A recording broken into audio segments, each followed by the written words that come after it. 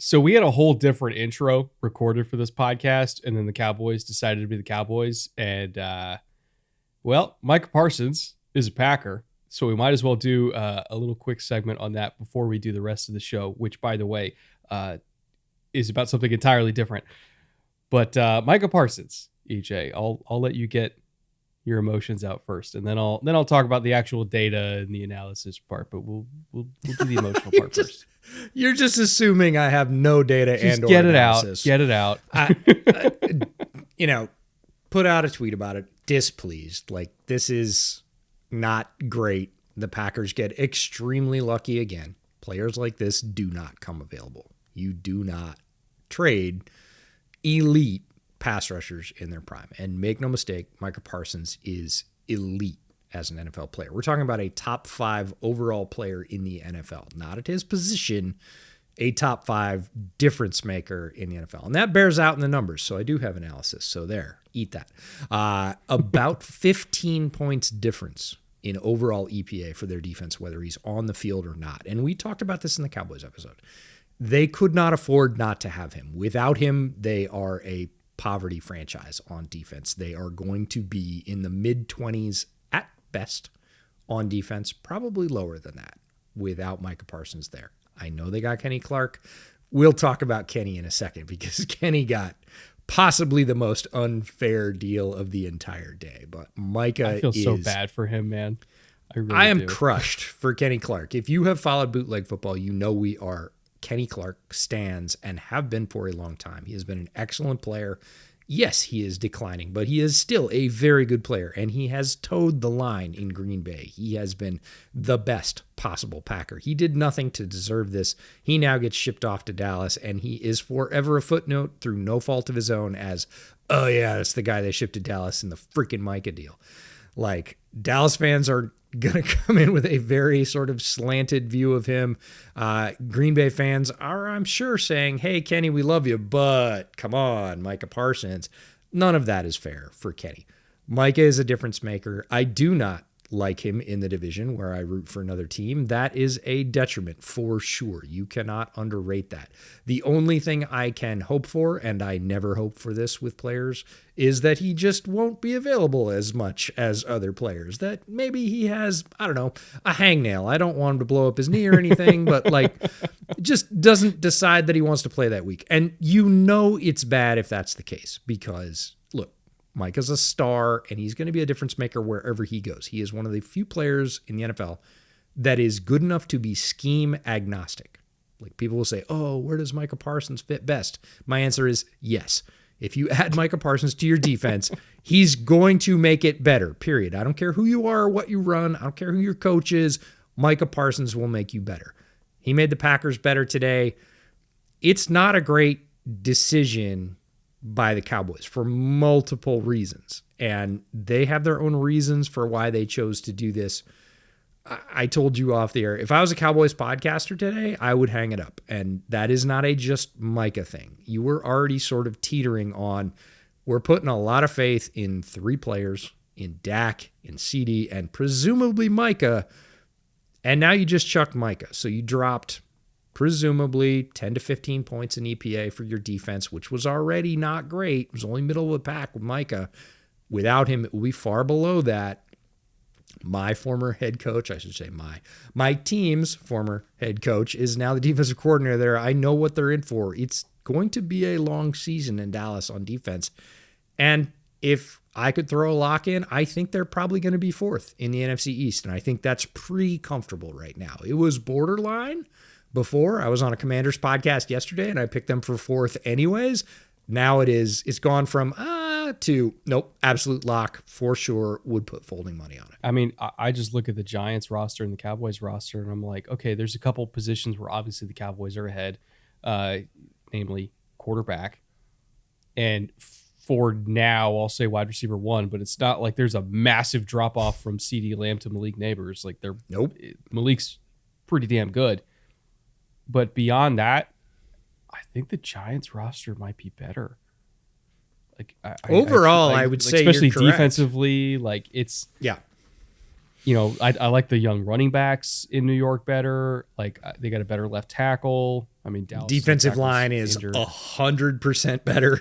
It's not even close. No, it's not even close. Way, way different. So if you're a Cowboys fan today, all I can say is I'm sorry. This doesn't make a lot of sense. You're not going to be able to make it make a lot of sense. Don't try. Sometimes our football teams do things that we don't really love, that don't make a lot of sense. And I think this will be played out historically. Some people say, oh, I'm going to take that and put it on freezing cold takes. Go ahead. Like, if it works out that way, good for you, Cowboys fans. But I really don't think that's the case. I think your team got decidedly worse today. And that is not Kenny Clark shade. That is just Micah Parsons is elite. He's rare. For Jerry to come out in the press conference and say, hey, those picks could get us Pro Bowl players. Dude, you had an all-pro player. He did the fucking meme. He did the meme. Like, it could be a boat. It's what's in the box? What are you saying? You had it in your hand. And he also said in the same statement, and this is what would infuriate me if I was a Cowboys fan, and I'm glad I'm not today. I'm glad I'm not many days, but this day in particular, he said, I could have paid him in April. That's what he led with. Well, then pay him in April. And we're not having this discussion today. You're going into the NFL season with very good players. CeeDee Lamb, Dak Prescott, say what you will about him. He is a good NFL quarterback. I would say above average starter. And Micah Parsons, who is whatever you want to call him, generational, elite, rare, all of those things. Those are three positions that are very impactful in the modern NFL. If you have a very good top 10 wide receiver, a top, let's just say 12 quarterback, or maybe 15, you're fine. And a top, can't get past about 3 or 4 without talking about Micah. I don't care who you like. I mean, Miles is probably number 1, but after that, is it Max? Is it Micah? Is it Aiden? Right? Is it Aiden? Right? He's in that group, like, very clearly. You can't have that discussion without him. So you had stars at key positions, and now you don't, and your defense falls off pretty significantly. I would love it if they play the scrappy underdog, pull together as a team, and throw together even an average defensive ranking.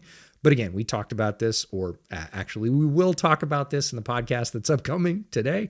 The Cowboys have looked shaky stopping the run in the preseason, and that's been something that's been dogging them for multiple years. Doesn't really look like they found a fix. Kenny Clark will help, but he's not going to fix it by himself. And you lost an elite pass rusher who makes explosive plays on defense, and explosive plays run this league. It's great for the Packers, just to kind of flip it over the other side of the transaction, because there were 2 teams tangoing here.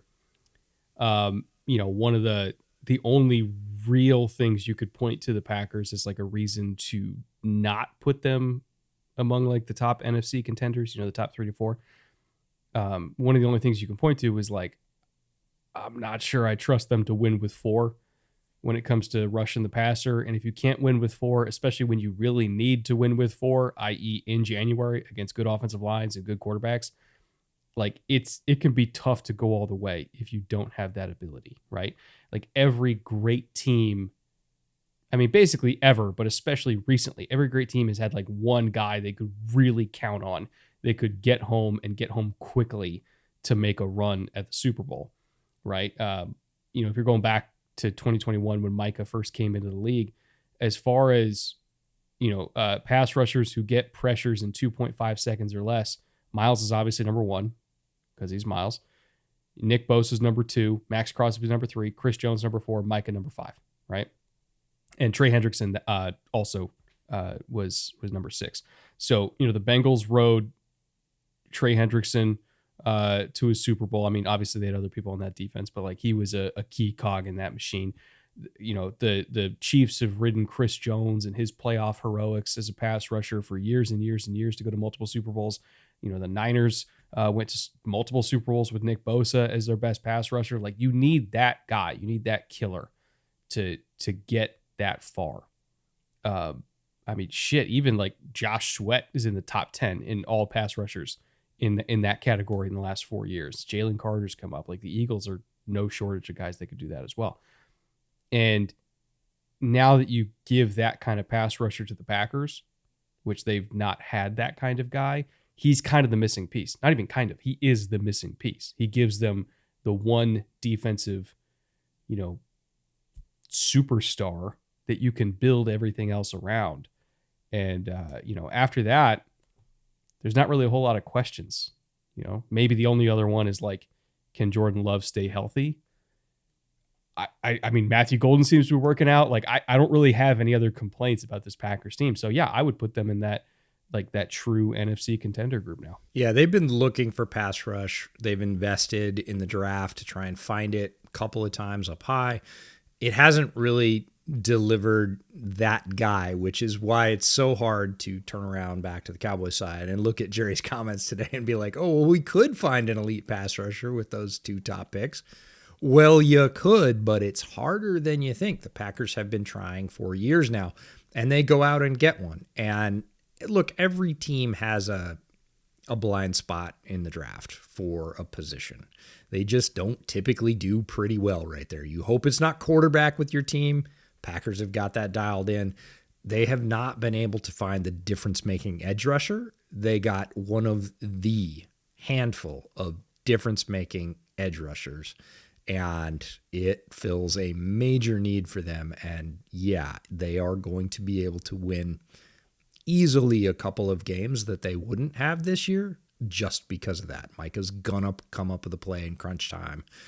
Again, sack, fumble, whatever it is, he is a guy that creates explosive plays on defense, and he's going to for them, and it's going to change their win total. It's very rare that there's a single player in the NFL that you can point to and say, yeah, that guy's worth plus 2.5 wins. Well, it's not often that we have a cold open that's like 10, 11 minutes long, but I felt like it was necessary. Also, to really not cold. Not cold at all. Not cold. But we kind of had to address it. Like, we couldn't release this episode without talking about this trade because it's insane in more than one way. But with that, we have the rest of our show coming for you where we're talking about the preseason, the good, the bad, the interesting, the awesome, like everything that we think is great and informative about August football. We're talking about that today. So stick around. Got a lot more for you. Neil, roll the intro.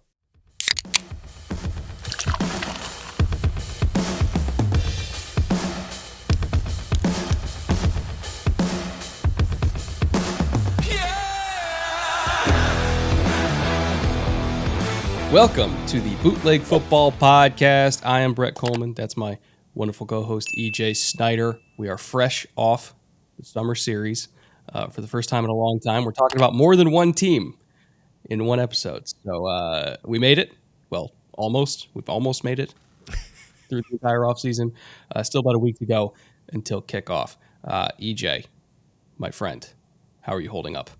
Fresh isn't the word I would use after the summer series, but we are in a period where we do get to talk about some of the things that we observed all summer long while we were doing the summer series that we really didn't get to talk about. And we get to kind of package them all up and really talk about why the preseason is cool. Because again, all these stories happen during the preseason. It's full of drama and storylines and heartbreak. It's all in there. And we haven't been able to really sort of focus on that. So it's going to be a cool little segment today. So we're structuring this episode basically all about, why the preseason's awesome and why it's valuable and why you should have been paying attention to it. EJ's got his 3 reasons why the preseason rules. I've got my notes on top of that. I'm not going to waste any more of your time. EJ, your first reason. Opportunity. It is a special time of year in the NFL calendar, which is now a year-round calendar. It happens every month of the year. There's something going on for the NFL. The NFL loves that, but the preseason is really when there is some opening. And I know the naysayers will argue and say, oh, it's not really open. There's only 5 spots up for grabs, whatever else. It is the time for players to make their mark. This is their gold rush. It is the open prairie in front of them, and if they want to be seen and heard, this is when they can really do that, competing against their teammates who are maybe already established in the NFL, competing against other teams with joint practices. Throughout this whole thing, I'm going to say preseason games, but what I really mean now in the modern landscape is joint practices and preseason games because teams are treating them the same way. But we see it every year with unheralded players, UDFAs, unheralded draft pick guys down the depth chart, forcing their way up and making their teams take note, and sometimes even making expensive veterans expendable or valuable trade assets. And, we've got examples this year. Bill Krosky-Merritt in Washington. Brian Robinson Jr. moves on. Isaac Tesla is a 3rd-round pick, which we thought was even high at the time, and now they're like, well, hold on. You thought that was high at the time. I was Isaac Tesla pilled entirely. I was all about it. I should have been, and I will get on a soapbox about that later, not here. And then Elijah Williams, who was one of our defensive gem honorable mentions, came from a smaller school, but again, had dominated at lower levels of competition, just kept making plays all preseason. The Vikings are like, we're good. That guy's on the team. So it's some of the most dramatic stuff in terms of movement in the NFL calendar all year long, because you know how it goes. We get into the NFL season, things tighten up, coaches tighten up, front offices tighten up. They're much less willing to try something, make a mistake. And this is really the time when you see dramatic movement and turnover. And that opportunity extends not only for young players, but like quarterbacks, because somebody said this week, and I think you probably agree with this, it was a great way to summarize it. They said the NFL is not a learning league. And I was like, yep, This is not a developmental league. Like, you better be able to get it done mostly. We'll polish stuff up when you get here, but this is not a come in raw and, we'll develop you and turn you into a great player. You better be pretty well schooled when you get here. And there's so few reps because there is no real true developmental league. There are lower leagues, but this is the only time of year when backup quarterbacks, the most pivotal position in the game, get live reps against other teams and can really figure anything out. Because if folks aren't familiar with the practice schedule during the year, the starter's getting somewhere between 80 and 90% of the reps. The backup is getting 5 or 8%, and the third stringer might not get any reps. They might get only mental reps. And that's how most teams handle it. In the preseason, it's completely flipped. We see starters rest the entire preseason. Lamar Jackson over there in his hoodie, hanging out, chewing seeds, right? And the backup quarterbacks are running court out there. They're getting to run an offense, experience a defense, go to the sideline, have the coach come and sit next to them and say, no, this is what you did right or wrong.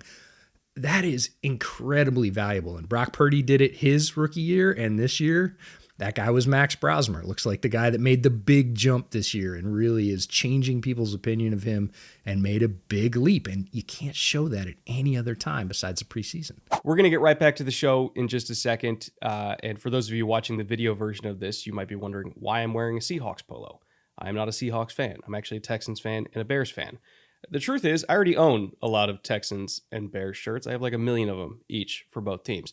But the only Seahawks clothing that I have is a Russ jersey and a DK jersey. So for obvious reasons, I felt like it was probably time to get something different. This came from Chubby's, one of today's sponsors. They recently got an NFL license, so they're making clothes for every single fan base. And pretty much everything you need for tailgates or a round of golf or just lounging on the couch watching games is in this collection. Polos, swim trunks, mesh shorts, they got it all. And for me specifically, I just needed something comfortable that I could wear next time I go visit EJ at his place, which he's in the woods outside Seattle. And when I say in the woods, by the way, I literally mean in the woods. Like, he has maybe the worst internet in the entire country. There was actually a true story last year. It was faster for me to fly from LA to Seattle than drive down to his house in the middle of nowhere, upload footage onto a hard drive back to the airport, fly back to Los Angeles, then go to my place and download it onto my computer. All of that was going to be faster than if he just emailed it.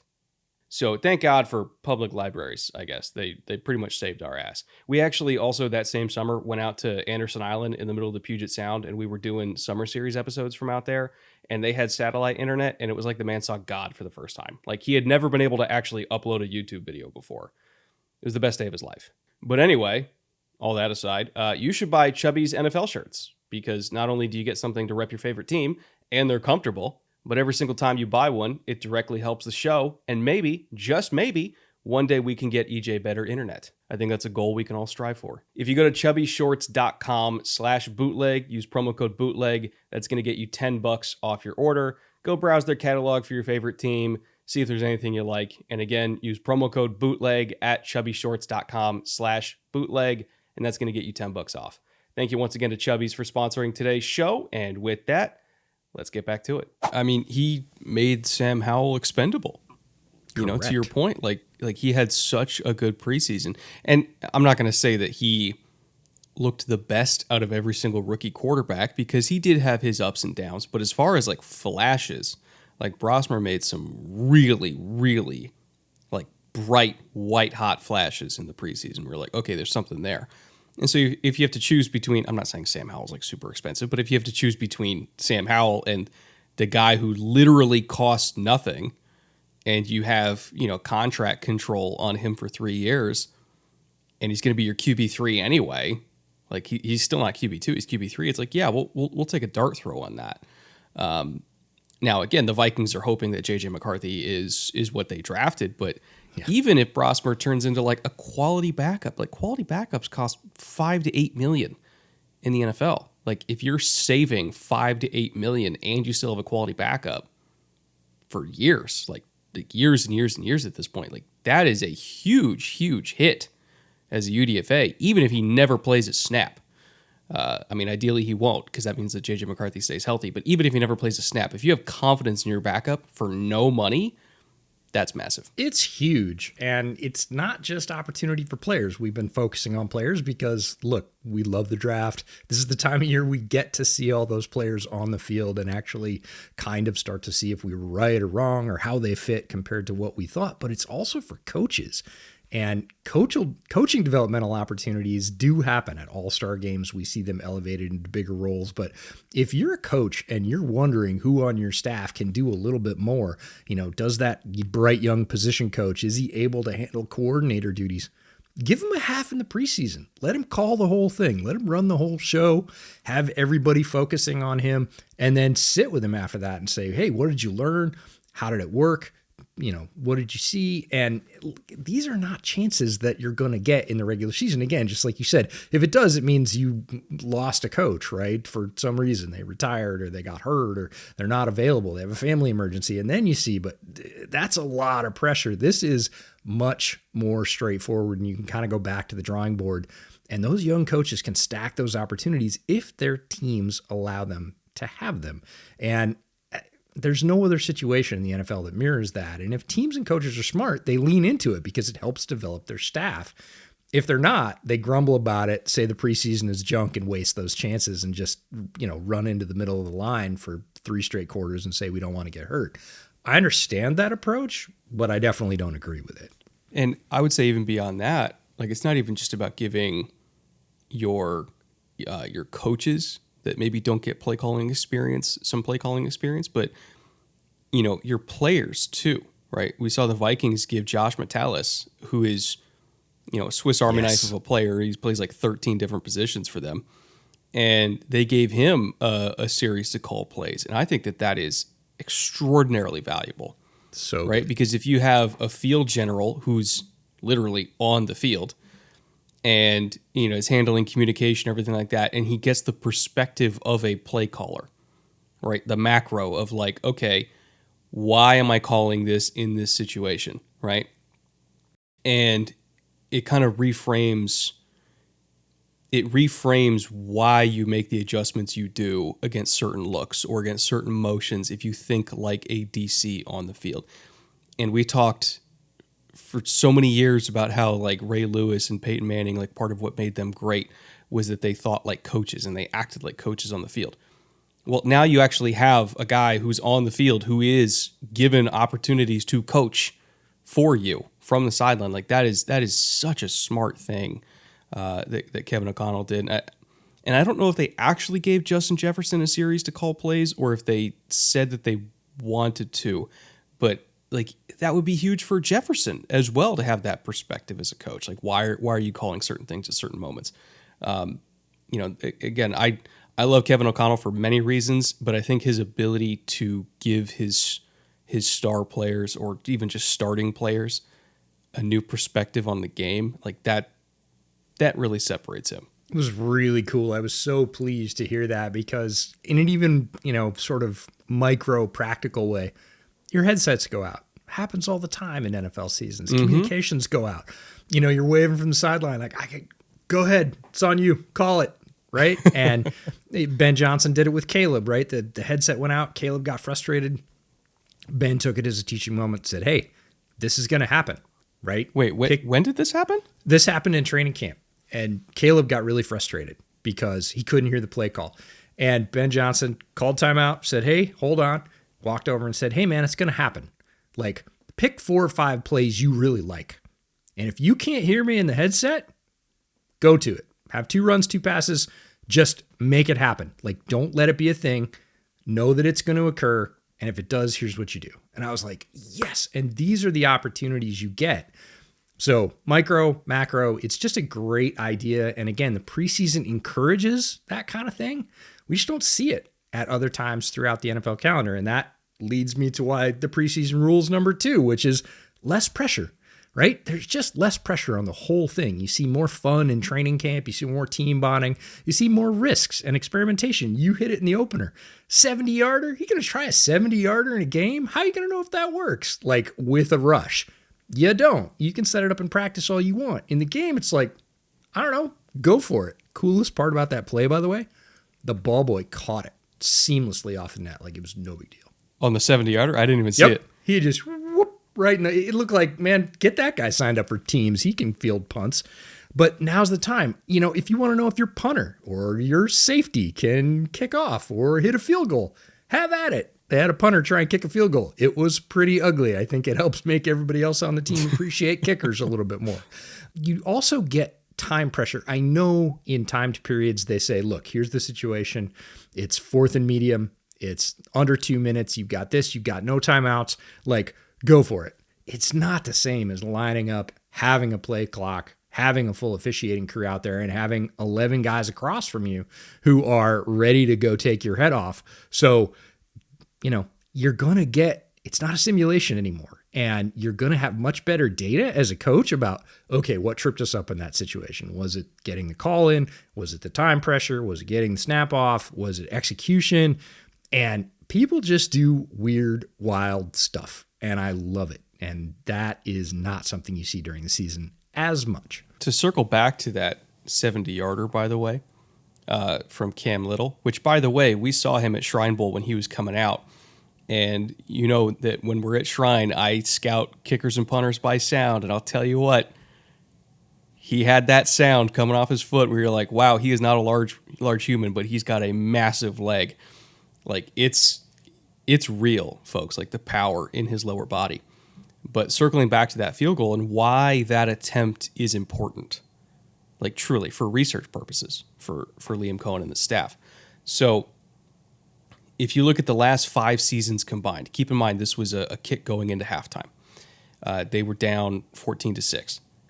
If you go into the last 5 seasons combined, Hail Mary attempts with 5 seconds or less on the clock from midfield, 2 touchdowns on 78 dropbacks. So that is obviously not a super high success rate. The last time, by the way, somebody tried a kick from this range was also in a Jags game, and Jacksonville returned it for a touchdown. So only 12 field goals have been attempted from this range in end of half or end of game situations also in the last 5 years. None of them succeeded. And some of them, or not some of them, but 2 of them turned into long returns. One of them turned into that touchdown for Jacksonville. So if you're looking at,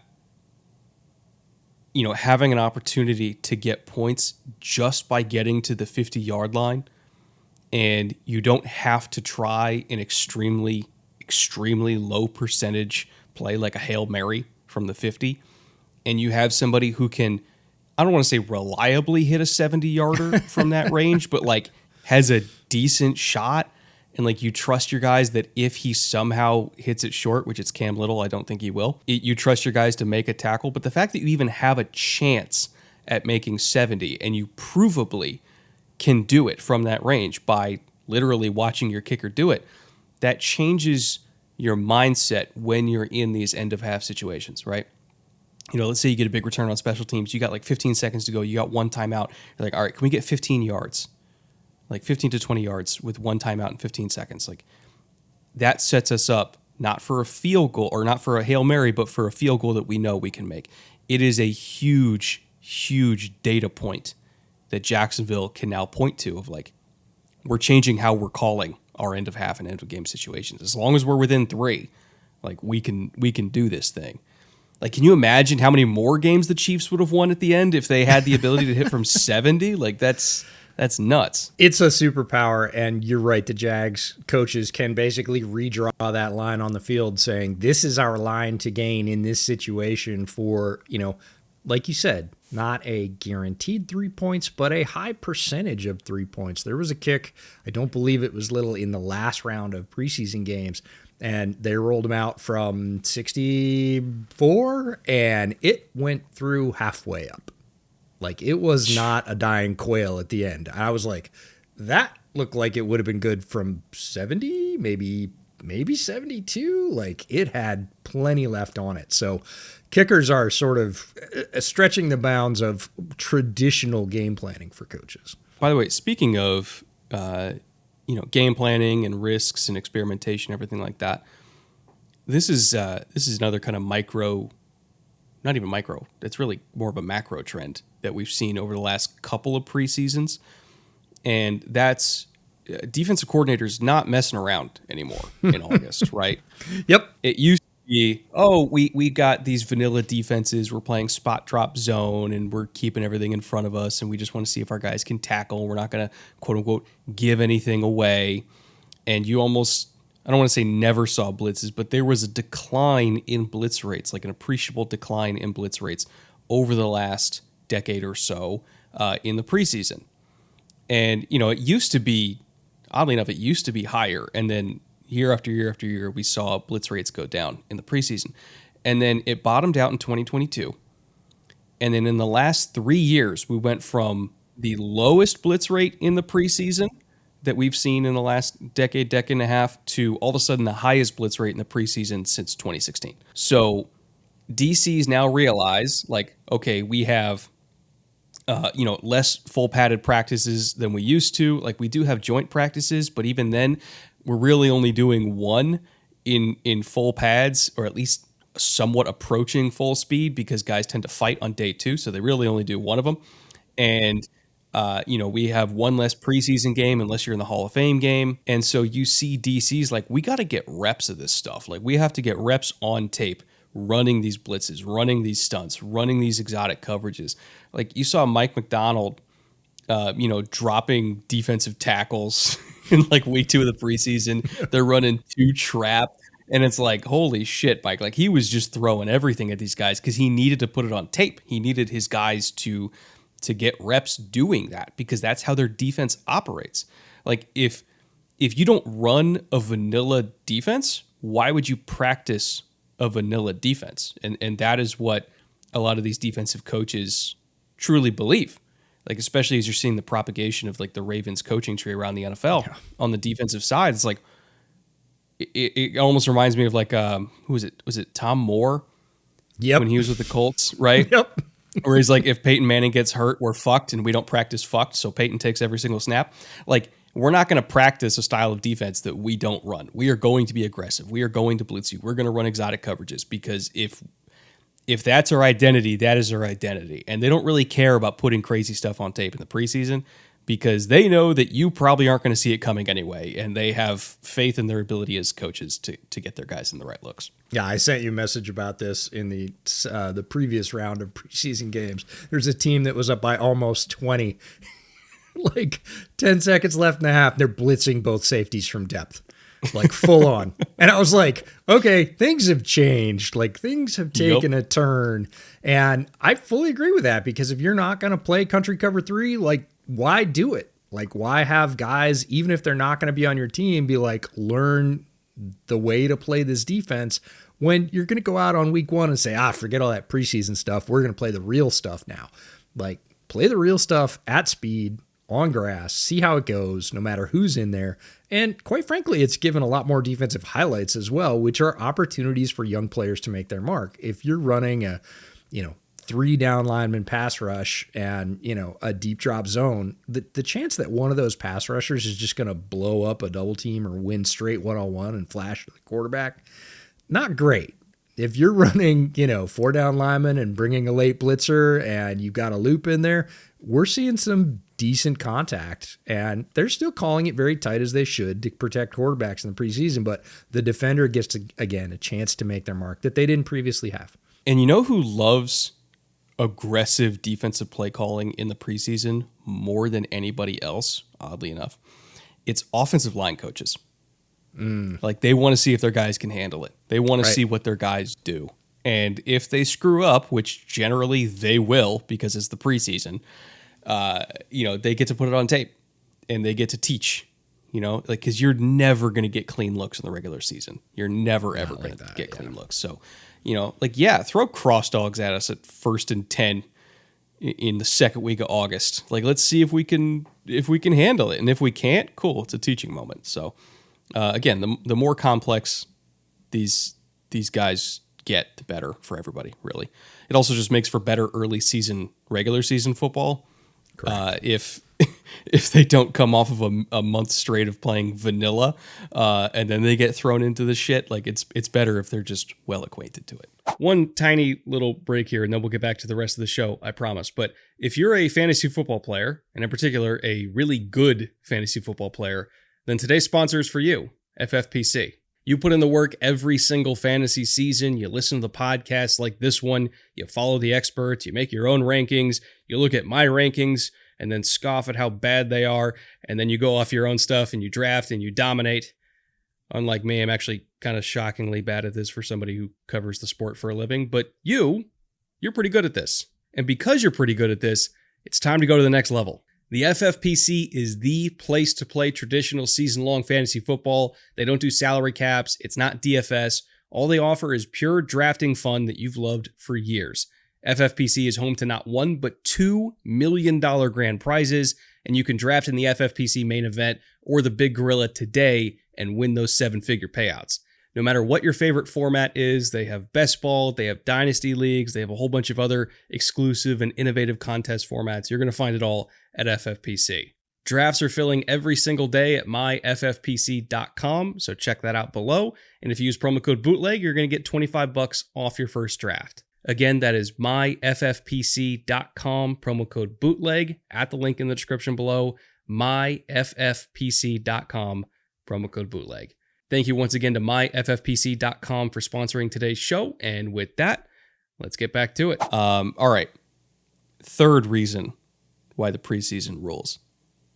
We've gone over a lot so far, and they've been mostly positive. This one, somewhat negative. This one is, I think, just interesting, and it's really looking back, right? As analysts, we make predictions, we make prognostications about players. And then we have to look back and see if you got it right, why were you right? And if you got it wrong, why were you wrong? And a lot of times we do that with teams in the preseason. Everybody does. And then, if you don't look back, you can't go, oh, were there actually smoke signals there? Did I actually see signs? Were there tea leaves I should have read? Sometimes there are. And this is when the cracks start to show. You need to be looking in the right places, and that's separating the noise from the rest of it. And you can only do that by watching the preseason year after year and going, that was kind of a false flag. That never really happened. Oh, this was something I should have seen coming. And it's almost like whispers, and they emerge in the preseason and people get a little nervous about it. And sometimes, again, team solves that issue. Guy comes back from injury, was never really a problem. Sometimes, oh, hey, we should have known that team wasn't good at, stopping the run. Cowboys this year don't really look like they've solved that. They sort of drafted for it. We talked about it in the Cowboys issue. They're still struggling to stop the run. And folks that watch the Cowboys, and especially the Cowboys defensive line very closely, are like, I'm not sure that we've got this one dialed. The one that really gets me, again, being draft analyst and draft focused, is are we going to have to cut that highly touted rookie? There are a lot of teams trying to sweep former mistakes under the rug at this time of year. They want those players to succeed. They have basically tried everything. If they are 2 years into their career, sometimes 3 years into their career. So these are highly touted rookies that we drafted, I would say 2 years ago, but this year we actually had a 1 year ago case. They've never really flashed, and they're running out of time. And guys like Boogie Basham, he's been traded once and cut twice in the last 2 years. He was a second-round pick. Isaiah Foskey was a second-round pick a couple of years ago, and Malachi Corley was a third-round pick just last year. And new regimes in those places have said, I don't think you're a fit, and those players are on the move. Or... and this one's the dreaded one. This is the Patriots. It looks like, 80% of our previous 3 drafts are going to be off the team after this preseason. And that is ghastly. There is no other way to say that. If you're trying to build a team and you are that poor in the draft, everybody knows the hit rate in the draft is low anyways. 30 is pretty good. 40 is tremendous. If you're talking about 10 or 15% of your players over the last 4 years, you're going to run out of players. There isn't enough money in free agency. There's not enough UDFA pickups to make up that talent gap. And when you look back at the Patriots draft over the last 4 years after this preseason, and you go, oh, that's why they're talent deficient. They just drafted poorly. And this is when this really comes down. And cut day was yesterday, and it is where the rubber hits the road, and teams have to say, you're not earning your spot anymore. We've only got 53 of them. We need to do something to make our team better, and you're not it. And that is a tough thing. And right now, it's not the coaching seats. Those heat up later in the season when the losses start to pile up. But right now, the GM seat starts to heat up, certainly with ownership about, are we on the right course? Is this the right person running the show? And preseason is one of those times where if you really comb through the cut list, you go, oh, okay, that makes that draft look very, very different. I want to circle back real quick because you mentioned, people being worried about the Cowboys' run defense. Like I'd even more worried about the Bengals' defense, and we had similar concerns last preseason, and people said, preseason doesn't matter. And I'm like, it's not even about running vanilla schemes. It's about, like, do you just have dudes on the field? And even for the Bengals fans that are like, yeah, but, we sat a few of our starters on defense and we didn't have Trey. Like, I totally understand that. But you still had half the starting defense out there, and they just got ran over. And if your argument for defensive improvement is, well, if all 11 of our starters stay healthy, maybe we'll be average. When's the last time you had a defense stay 100% healthy? A defense that was this thin as it is, right? And the backups, the ones that were on the field, whether they were playing against other backups or playing against starters, they looked awful, right? Like, as a unit, this team had, in the preseason, the 3rd worst missed tackle rate in the first half. So we'll take out the 4-stringers out of it. Let's just do first half, starters and backups. 3rd worst missed tackle rate among all defenses. 24th in pressure percentage in the first half. And they were worst, like 32nd, in terms of average depth of tackle in the first half at 6.28 yards, EJ. They were 32nd overall in terms of the entire game, but in the first half specifically, these are the guys who are supposed to be good. These are the ones who are going to get a lot of snaps. 6.28 yards. That is, if I recall correctly, more than a yard worse than the worst defense in the NFL last year in terms of average depth of tackle, which was Carolina. And Carolina was already like a yard worse than 31st last year. So we're like 2 yards worse than like the 31st ranked team last year. This team can't tackle. And even if they get in a position to tackle, like, they're just getting blown off the ball. So it's, 6 yards past the line of scrimmage. Like, they are soft. They are squishy. They are not explosive. Like, it's bad.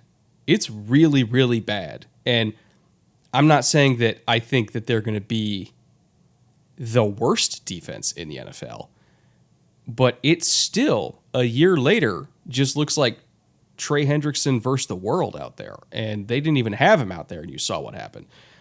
I don't think that he could fix the run defense all by himself. Like, his calling card is being a pass rusher anyway, not like a crazy good run defender. So I don't know, man. Like I just get even worse vibes about the Bengals defense this year, and I don't even think it's Al Golden's fault. Just like I didn't think it was Lou Anarumo's fault. Like I don't think it's a coaching problem. I just think that they can't draft, and unfortunately, this is not a franchise that's going to make any changes in terms of who's making their draft picks.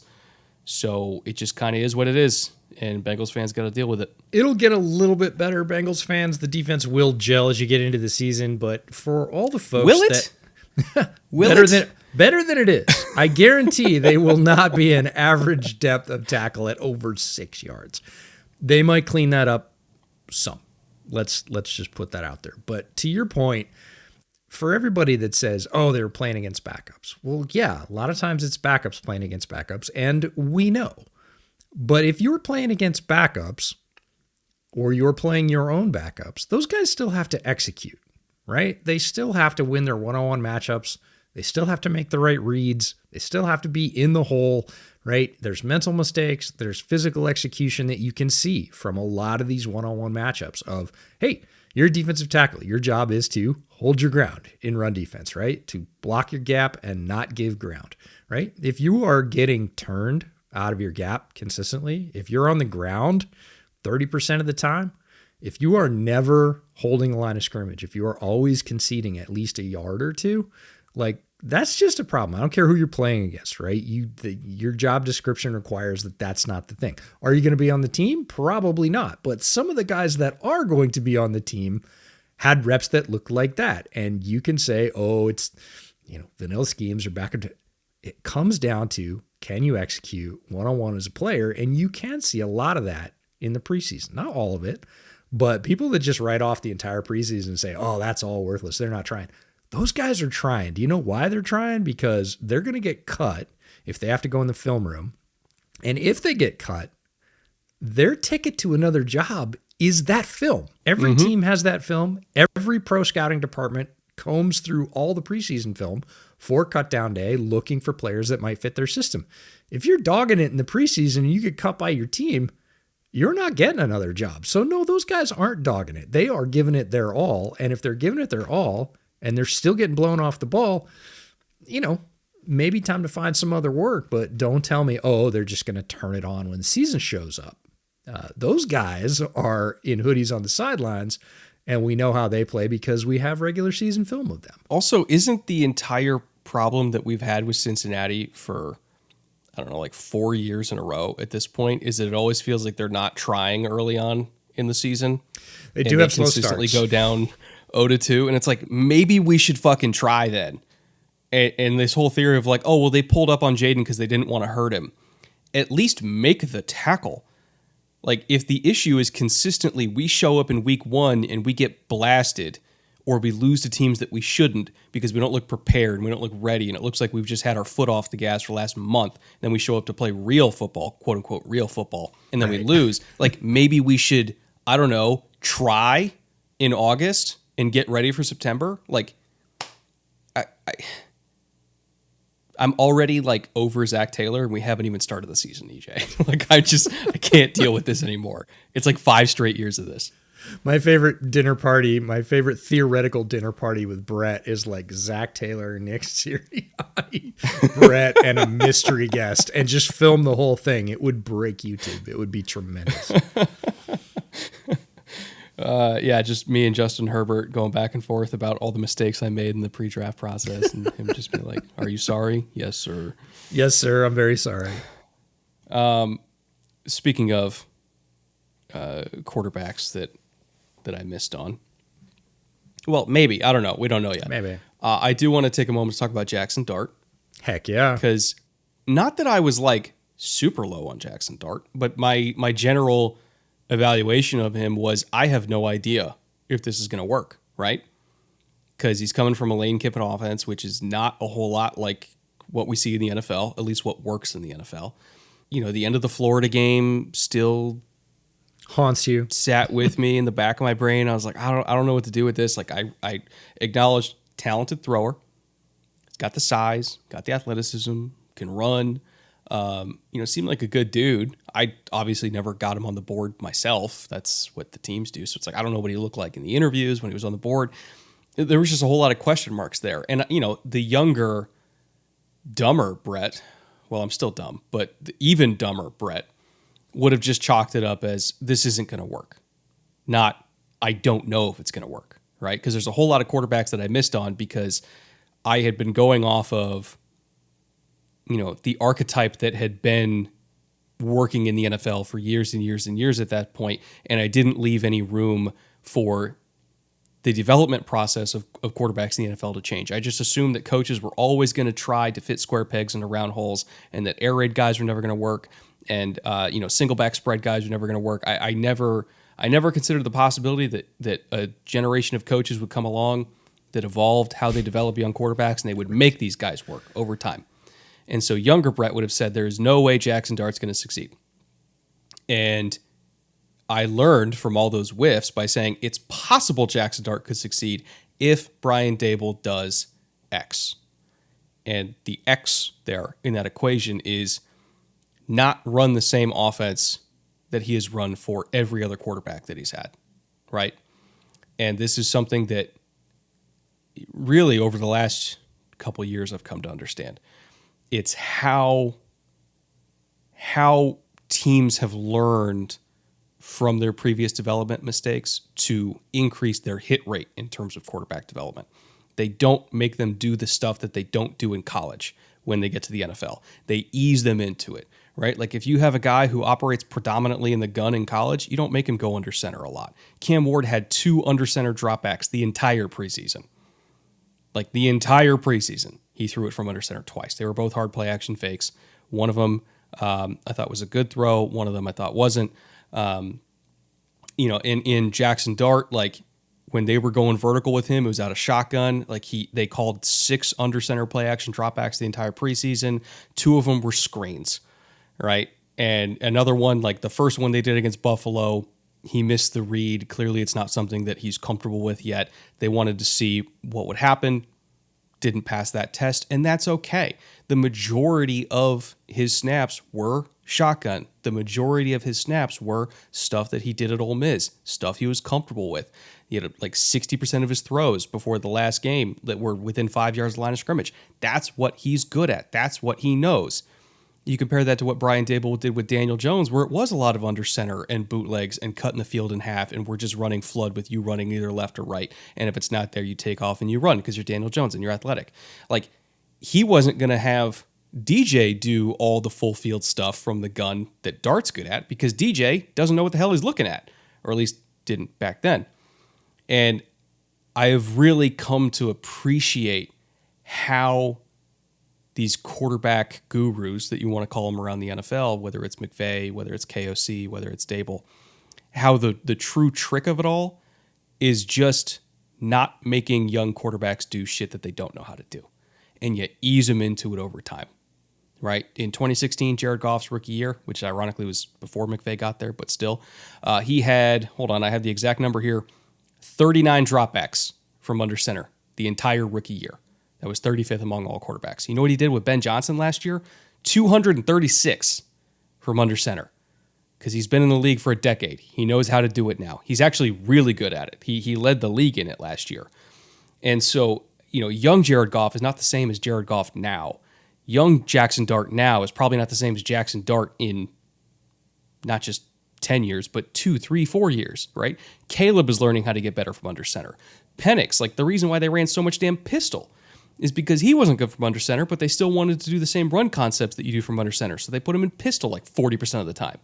So that's really the key here is don't make young quarterbacks do shit that they've never done before when Micah Parsons and TJ Watt and Myles Garrett are trying to behead them. Like, let's just do one thing at a time. If you got to be in the gun 95% of the time, be in the gun 95% of the time. At least they'll know what they're doing. So, again, young me would have whiffed on these valuations. Old me, I use the term old loosely. I'm 34. Old me understands that it's a process and development takes time, and we'll see if it works out. He's not even going to play this year. We'll see. But I am leaving the window open for Jackson Dart to be high quality starter here. Well, ironically, you're doing the same thing the coaches are. Adapt or die. And the coaches realized that their timelines were shorter. So how do I get a guy up to speed faster? And if he already knows how to run one way, maybe I shouldn't take him back to the lab and try and rework his entire stride and say, no, you're doing it wrong. I've only got 2, maybe 3 years to make this work. I can't afford an entire year where he looks like garbage because I'm screaming at him. Defenders are killing him and he's still not able to do it. And I'm just saying that's not it. I'm going to prepackage large chunks of his college offense adapted to the NFL dimensions. And I'm going to say, what are you most comfortable with? And I'm going to roll those out. And coaches were so hesitant to do that for so long. And that was the old generation of coaches that you were talking about that formed your opinion of, look, if a quarterback can't do this, he can't make it in the NFL because the NFL is these coaches and they're not going to flex. And then the shift plate here for all of this is the new brand of coach that comes in and goes, look, I'm comfortable doing it. They're comfortable doing it. I probably did a bunch of it when I was a college coordinator. We're speaking the same language. We can get them up to speed quicker because we need to. We don't have 3 to 5 year plans anymore. If you try and sell that in the NFL, you go to some GM or some owner and you go, I have a 5-year plan. They're going to laugh you out of the office, right? You don't get 5 years anymore. You better show results before that. And the only way to do that with these young quarterbacks is to make them more comfortable more quickly and then see how much bite of the apple they can take as they go along. We saw it with Jaden Daniels. We've seen it with a bunch of young quarterbacks, and it is better for the league. You know, if you look back at some of the more notable examples when I think like the mindset started to shift in the NFL, you look at Dak in 2016, that same draft class as Goff. And, you know, the offensive coordinator for the Cowboys, which I didn't connect these dots pre-draft. I probably should have. Maybe I would have changed my outlook on Dak and quote unquote seen it coming. But the offensive coordinator for the Cowboys that year was Scott Linehan, who, you know, he was the one who taught Dan Mullen the offense that Dak ran at Mississippi State. And they just ran the same thing in Dallas. I mean, they modified it a little bit, but, you know, when you had that offensive line plus a system with all the terminology that Dak already knew, plus Zeke Elliott, like literally in his prime, like, yeah, that's going to work, right? Or, you know, when I completely whiffed on Mahomes, famously, you know, putting out tweets where I was like, oh, as long as the Texans take anybody but Patrick Mahomes, I'll be happy. Because, again, very dumb, young Brett was. And I was like, the only air raid quarterback that's ever worked in NFL history in any sort of meaningful capacity. Well, there's 2 of them. It was either Drew Brees or Case Keenum. And I was like, if that's the only examples we have where it's like, maybe he's Drew Brees, but who is completely different stylistically because Drew was more of a pocket guy, Pat was more of a runaround guy, or Case Keenum, I was like, how can I have any faith in this air raid style working in the NFL? Like, what's our country becoming, right? And again, I should have made the connection of like, oh, Andy Reid was literally there when the air raid was invented at BYU. Like, he was there when the deep magic was written. So that probably was going to work, right? Yeah. So, you know, I think understanding coaching trees more, understanding systems more, understanding history more, and understanding, you know, how development tendencies have changed has helped me become a better quarterback evaluator. And when I say quarterback evaluator, I just mean I don't pretend to know anymore because it really just depends where these guys go. Ah, yes, the Dunning-Kruger effect has run its evil course.